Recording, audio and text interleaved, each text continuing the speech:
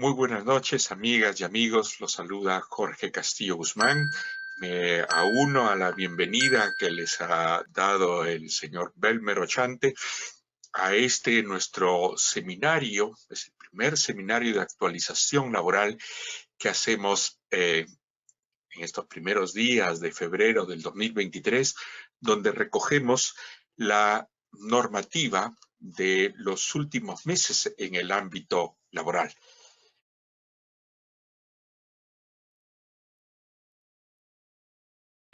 La amabilidad y confianza de invitarme a estos seminarios donde tengo la oportunidad de compartir con ustedes las reflexiones que hago en mi actividad de investigador, de abogado, de asesor y de capacitador en este caso, y todas estas actividades alrededor del derecho y de la profesión de abogado, la enriquezco, como les decía, a partir de la investigación, bueno, luego las publicaciones, la asesoría, la litigación, que comenzaba algo tarde yo en mi carrera, pero también ya hago litigios hace unos buenos años, pero mi carrera se inició y sigue siendo esencialmente de la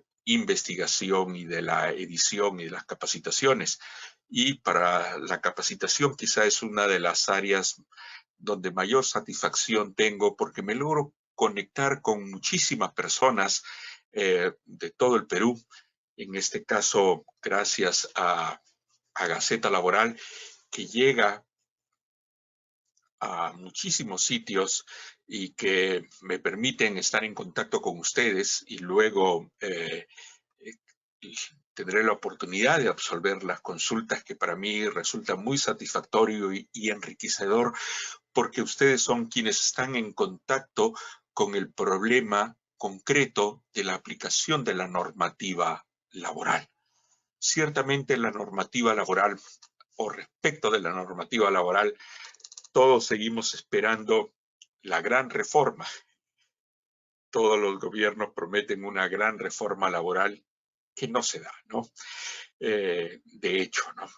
Seguimos hablando en esencia de la misma normativa, la esencial, por ejemplo, la de estabilidad del trabajo, la de contratos, son la que está desde el año 92. Pero sin embargo, el derecho no solo son normas, el derecho también es la interpretación que hacemos de ella para los casos nuevos. El derecho puede resultar un poco más estático, pero la actividad socioeconómica, la actividad de los empleadores, de los trabajadores, de los especialistas, es la que tiene que resolver la aplicación de la norma a los nuevos casos que se dan día a día. Y más aún tenemos la actividad jurisprudencial que en los últimos años, ahí podríamos decir que hay una verdadera reforma, los grandes cambios en el derecho del trabajo de los últimos años reside sobre todo en la jurisprudencia, tanto la que proviene de los órganos jurisdiccionales como de los órganos administrativos relacionados con el trabajo que emiten precedentes de observancia obligatoria.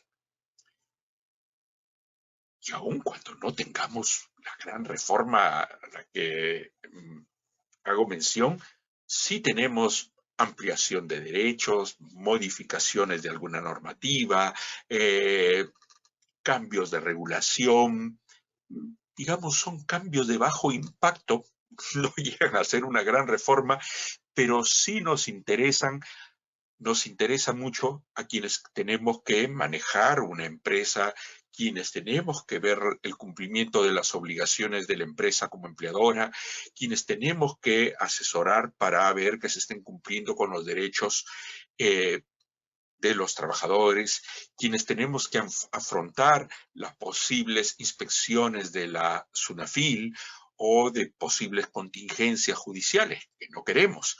Precisamente por eso es que estamos reunidos aquí, para conocer qué es lo que ha habido en los últimos meses y no fallar en nuestras actividades como relacionistas industriales, como contadores, como abogados, como empresarios. En todo caso, en todas las actividades relacionadas con la temática laboral. Bueno, la siguiente diapositiva, más que mostrarme a mí mismo, porque ya escucharon las generosas palabras del señor Belmer Ochante que me ha presentado, pero en todo caso le presento también a quien me ha asistido mucho en la elaboración de este material y del temario y de la discusión, porque de la discusión nace el conocimiento. Es de una joven abogada, la doctora Rosa Salgado Campos, a quien conozco y con la que ya he trabajado importantes publicaciones en el ámbito jurídico editorial. Al final tenemos unas diapositivas donde me permito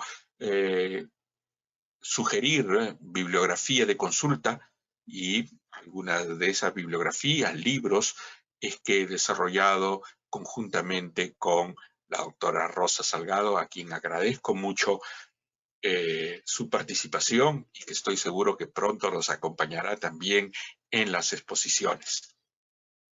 Bien, nuestro objetivo, de alguna manera, ya lo he mencionado, es estar al día, ¿no? Estar al día es no solo conocer la norma, sino ver qué consecuencias tiene, qué nuevas responsabilidades u obligaciones tengo que asumir como empleador o como abogado o asesor, qué es lo que tengo que ver respecto de mis clientes. Vamos a ver los cambios más importantes que hemos tenido en los últimos 4 o 5 meses aproximadamente.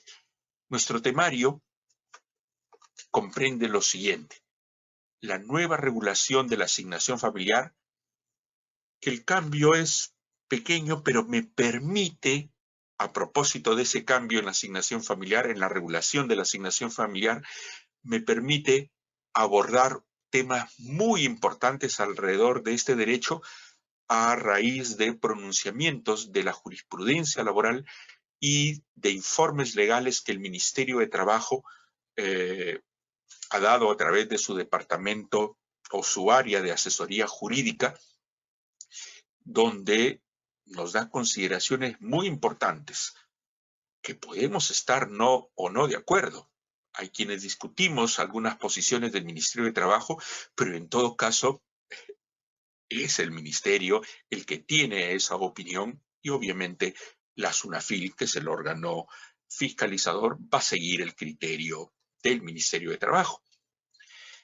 Veremos también el tema de los feriados, que a propósito de los feriados dados del año pasado y de los feriados o días no laborables compensables para el sector público para el periodo 2003 y el primer mes del 2024, me va a permitir abordar algunos feriados que no vemos y que nos acordamos cuando a veces tengo clientes que poseen agencias o sucursales en varios lugares del país, y solamente a veces nos acordamos de los feriados principales o los de carácter nacional, y me preguntan: doctor, ¿es cierto? Me ha llegado un correo electrónico del administrador de Huamanga, del administrador en Moquegua o en Tacna o en Huánuco, donde me dice que tal día es feriado. Entonces tenemos los feriados de carácter regional, los feriados de carácter gremial, que vamos a recordarlos a propósito de la nueva normativa donde se han incrementado 2 feriados nacionales. Veremos la novísima, que hace pocas semanas se ha dado, la Directiva de Prevención y Control del COVID en el centro de trabajo. Muchos ya nos hemos olvidado y hemos bajado la guardia, pero recordemos que no solo siguen habiendo contagios y que el lugar de trabajo es uno de los principales lugares de contagio, además de los medios de transporte. Y recordar que estamos todavía bajo emergencia sanitaria, que termina a mediados de febrero, pero que es muy probable que la amplíen, porque siguen habiendo, sino que ya hay otros aspectos de la política y de la economía que han ganado terreno en los noticieros, pero antes los noticieros pues a cada momento nos decían cuántos nuevos infectados hay, cuántos nuevos fallecidos hay, cuántas personas han dado de alta, pero sí, ahí todavía el COVID. Qué feliz. Nos seguimos contagiando. Lo bueno es que ya no fallecemos por el proceso de vacunación. Eso también veremos aquí en esas nuevas directivas.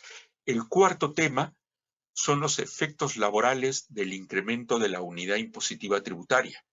Este año, a raíz del proceso inflacionario, no veíamos hace muchísimo tiempo un incremento tan alto de la unidad impositiva tributaria, ¿no? Que ha pasado de 4.600 a 4.950.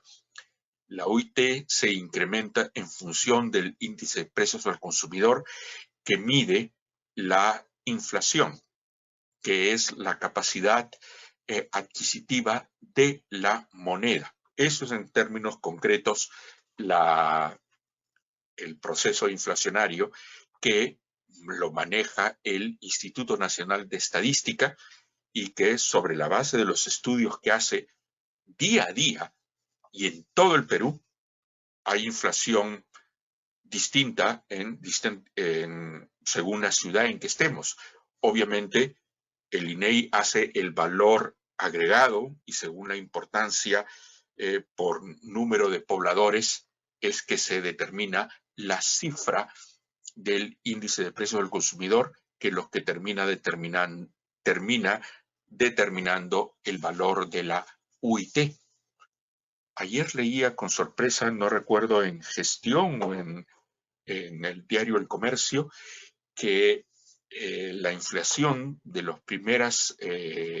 del primer mes del año ha sido más alta en algunas ciudades del interior del país que en Lima, cuando no, lo normal, históricamente lo normal es que Lima siempre es la que empuja la inflación, pero y no voy a ahondar en ello, todos conocemos el clima que tenemos ahora de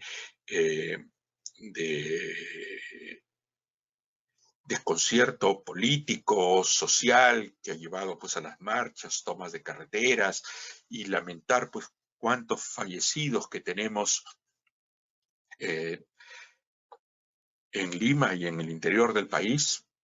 Y ahora el interior del país es el que está sufriendo el incremento de los bienes de consumo y eso es lo que empuja la inflación. Bueno, nuestro quinto tema es las nuevas reglas para la compensación de la licencia con goce de haber.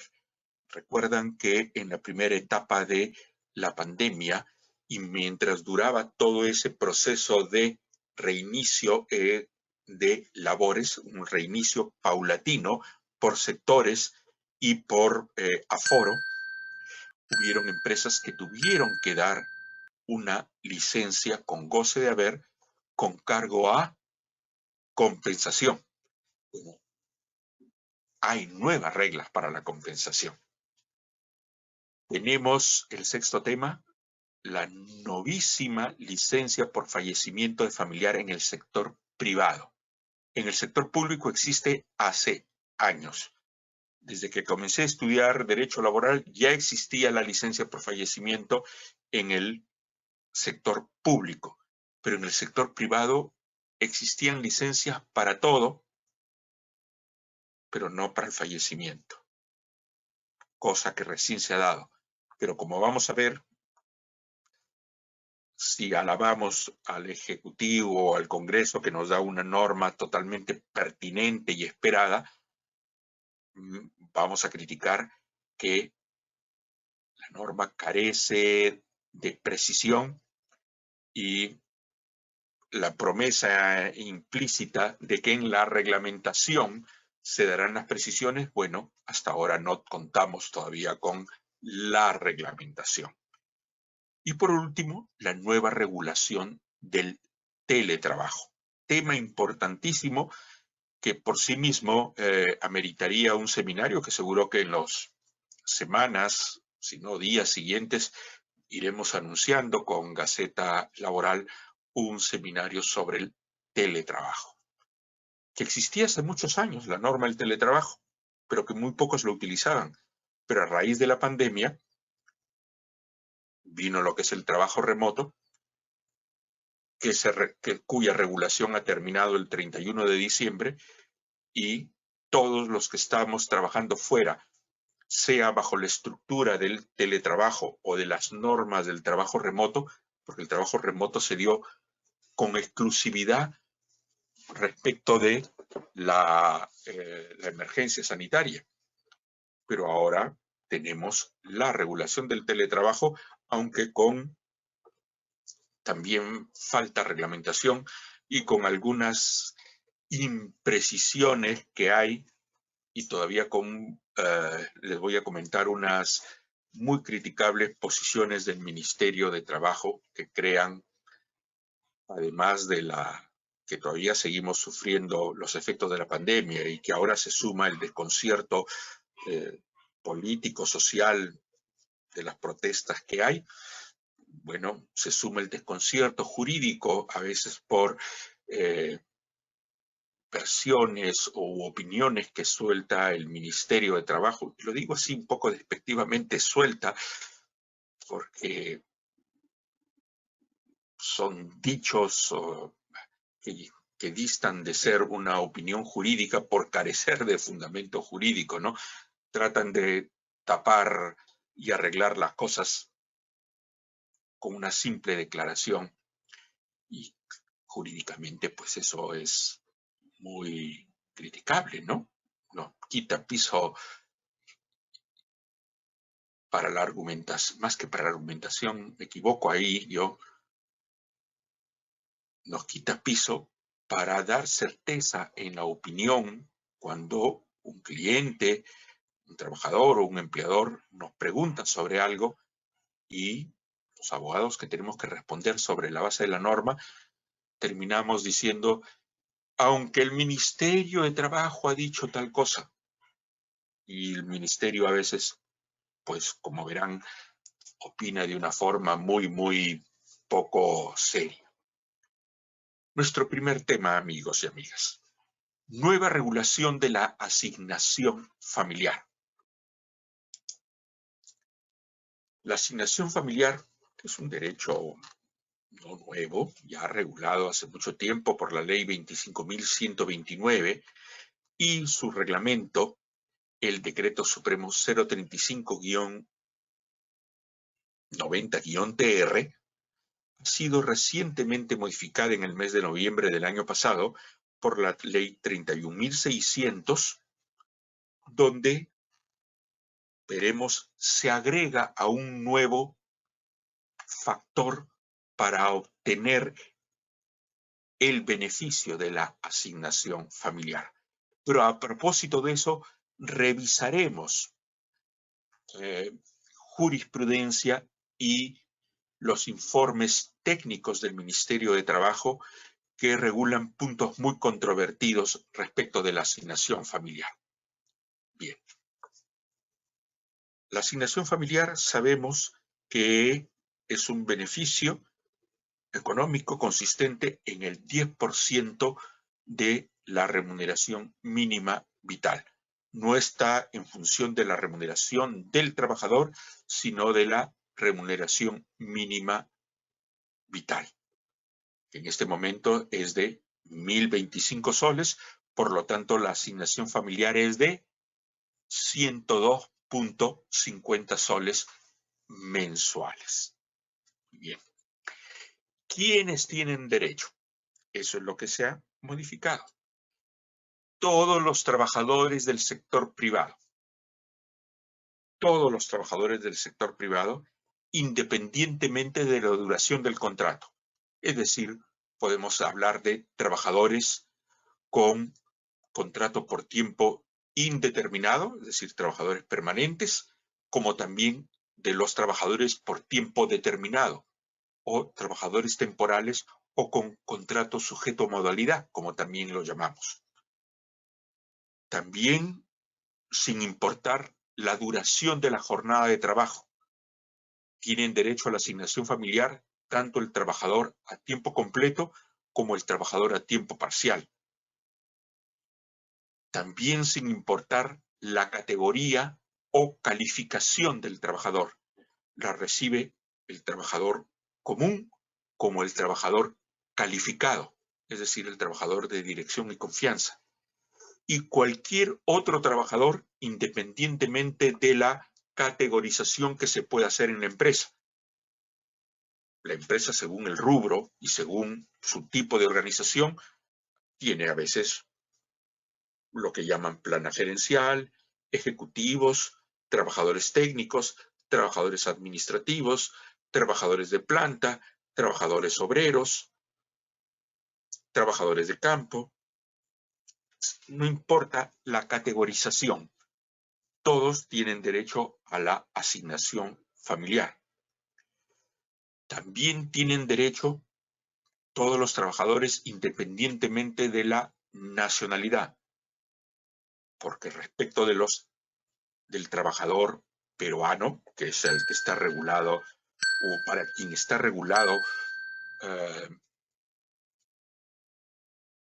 las relaciones de trabajo y, digamos, el conjunto de normativa laboral se les aplica, pero también se le aplica al trabajador que tiene normativa especial por ser extranjero, y dentro de la categoría de extranjeros diferenciamos en extranjeros en términos generales, como los trabajadores de la Comunidad Andina de Naciones y los trabajadores integrantes del Mercosur, o de los trabajadores de país con quien se tiene convenio de doble nacionalidad. Y el único país con el que tenemos convenio de doble nacionalidad es España. También se otorga la asignación familiar sin distinción de la forma o tipo de remuneración. Puede ser trabajador con remuneración básica, trabajador sujeto a remuneración variable e imprecisa, como comisiones, destajo, bonificaciones, premios por productividad, o la combinación de ambas, básico más variable, es decir, básico más comisiones, por ejemplo, ¿no? Entonces, la categoría general es todos los trabajadores, y he hecho las especificaciones que, poniéndome en todas las variantes posibles según tipo de contrato, de jornada, de calificación, todos tienen derecho. Y la normativa nos dice, la norma de asignación familiar, que no tienen derecho, y aquí es donde vamos a introducir una aclaración importantísima hecha por la Corte Suprema, aclaración. Y más que aclaración, viene a ser una especie de modificación normativa, porque veremos que la nueva forma de establecer quiénes tienen derecho y quiénes no tienen derecho no viene de una modificación normativa, porque la norma estaba muy mal dada, muy mal escrita en algún punto, y considerando de que si aplicábamos literalmente lo que decía la norma de asignación familiar, resultábamos con una posición discriminatoria, inconstitucional, y la Corte Suprema se ha encargado de reinterpretar, por llamarlo de alguna manera, aunque en los hechos es una modificación, pero las leyes se modifican por otra ley. pero ahí es donde viene la importancia, pues, de la jurisprudencia, ¿no?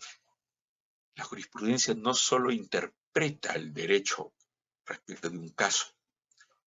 Recordando un libro que recomiendo mucho, el libro del doctor Guillermo Bossa Pro, magnífico laboralista y profesor de la Universidad Católica. Tiene un libro que recomiendo mucho que se llama Lecciones de Derecho del Trabajo, editado por el Fondo Editorial de la Universidad Católica.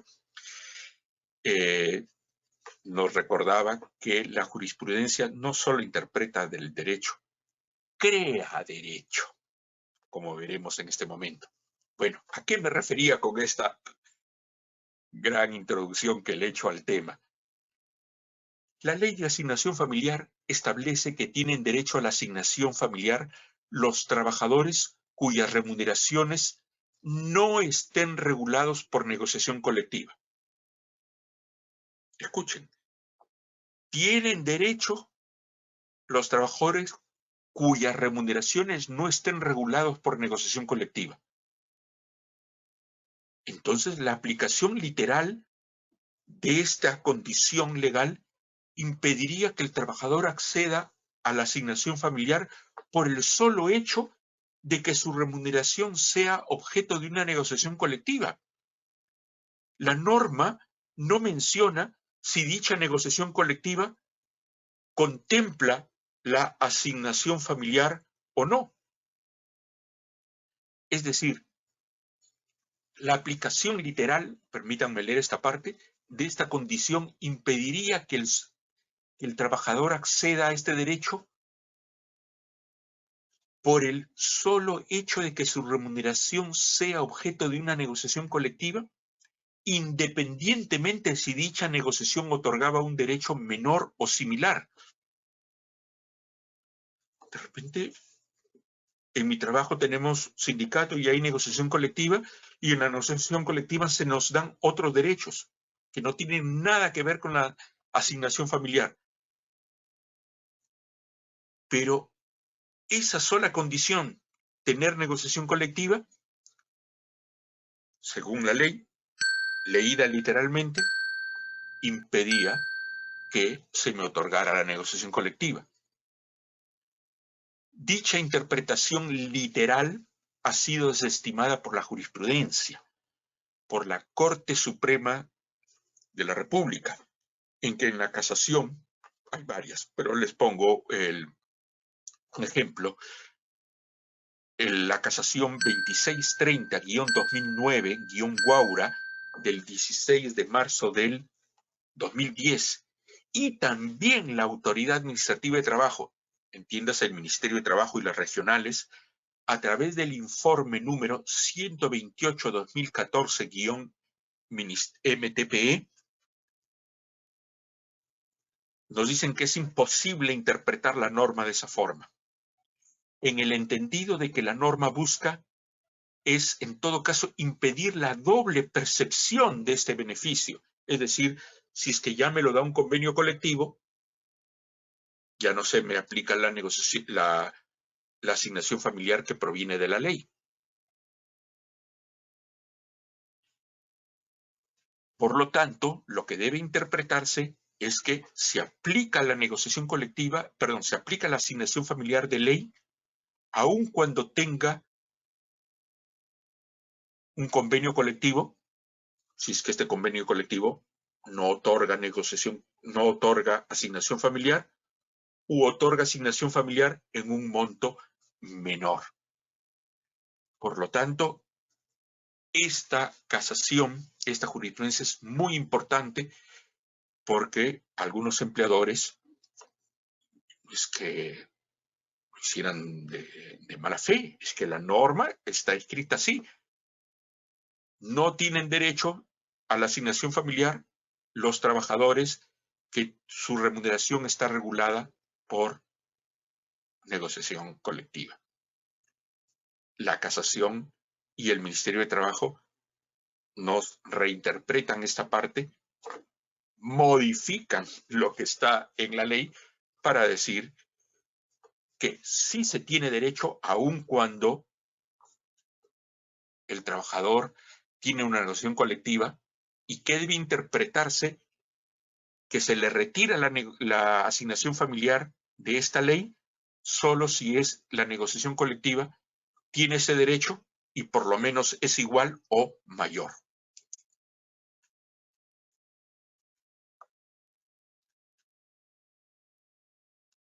Aquí viene lo que nos trajo a colación hablar de la asignación familiar,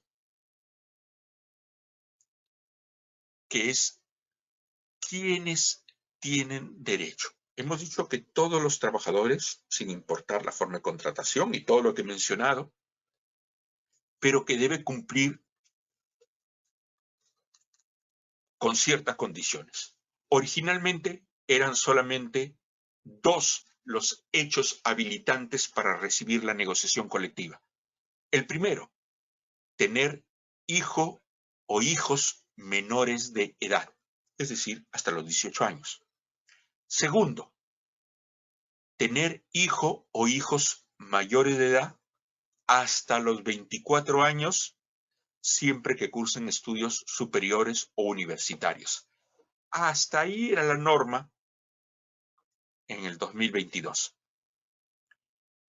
La ampliación viene que también tendrán derecho a la asignación familiar los trabajadores o trabajadoras que tengan hijo o hijos mayores de edad con discapacidad severa.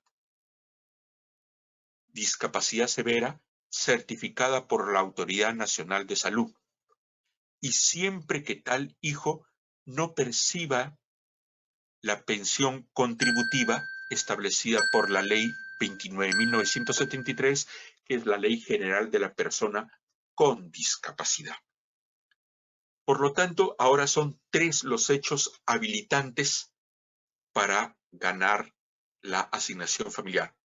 Hijos menores de edad, hijo o hijos menores de edad, o hijos mayores de edad hasta 24 años, que sigan estudios universitarios superiores, y lo nuevo es tener hijos que pueden tener 22 años y no estudien ni trabajen y no lo pueden hacer porque tienen una discapacidad severa, o tengan más de 24 años, pueden tener 30, 40, 50 años y dependen de nosotros en la medida de que tienen una discapacidad severa.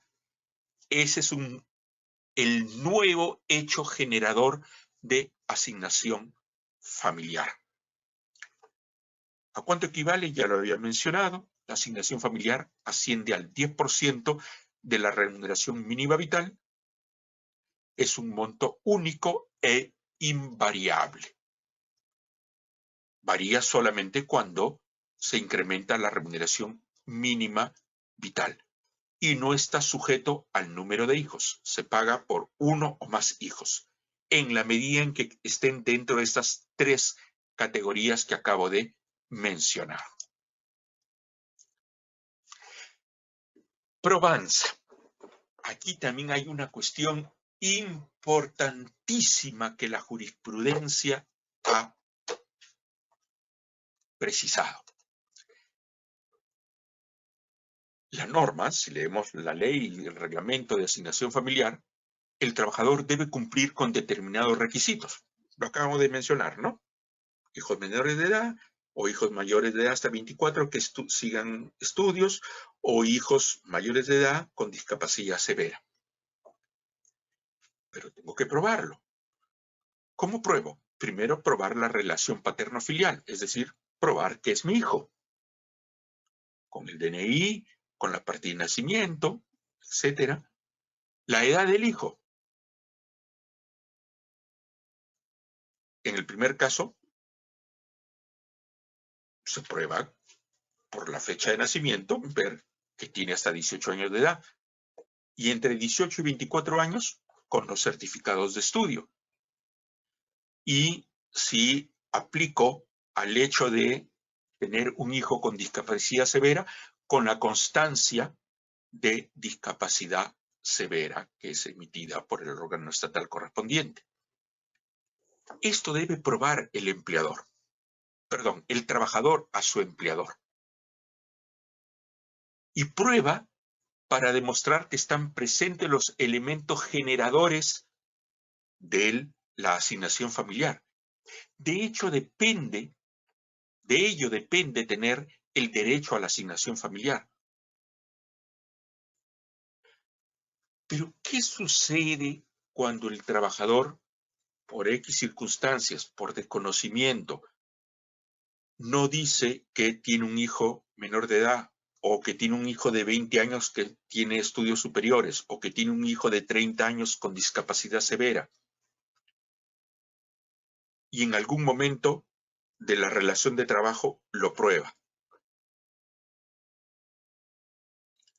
Comienza a percibir desde ese momento la primera lectura de la norma, nos diría sí, señor trabajador, le voy a pagar, pero a partir de este momento. No, pero mi hijo nació hace 6 meses, o mi hijo comenzó a estudiar hace 1 año. Bueno, ¿y usted por qué no vino y no me lo dijo? No lo sabía. En un principio opinábamos que había una carga probatoria del trabajador y por lo tanto el derecho se comenzaba a pagar desde que el trabajador probaba. Pero la casación laboral número 14.443-2015-Junín, en su considerando número 6, nos dice que para el acceso al derecho, o que el acceso al derecho no se inicia cuando el trabajador prueba documentaria o prueba documentariamente el tener el derecho, sino desde que existen las causales que sustentan o generan el derecho.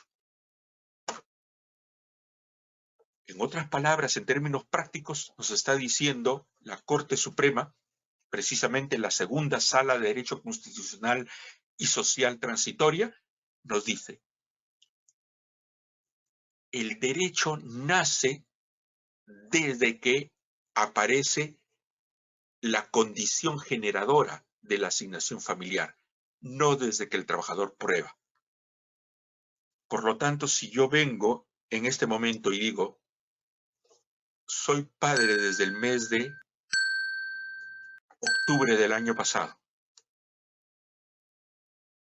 entonces tendrán que pagarme la asignación familiar de octubre, noviembre, diciembre, enero, bueno, y ahora febrero. Consecuencia práctica: instruir al trabajador. ¿Cómo lo instruyo? Emito un comunicado, pego algo en el periódico mural.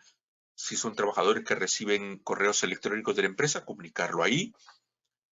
Cuando contrato recién al trabajador en la ficha de inducción, ¿no? ¿Tiene usted hijos menores de edad? ¿Tiene hijos hasta 24 años que siguen estudios superiores? ¿Tiene hijos con discapacidad severa? ¿Por qué? Porque sabemos que después nos pueden reclamar y puede haber pasado mucho tiempo. Y claro, nos cuesta. Uno dice,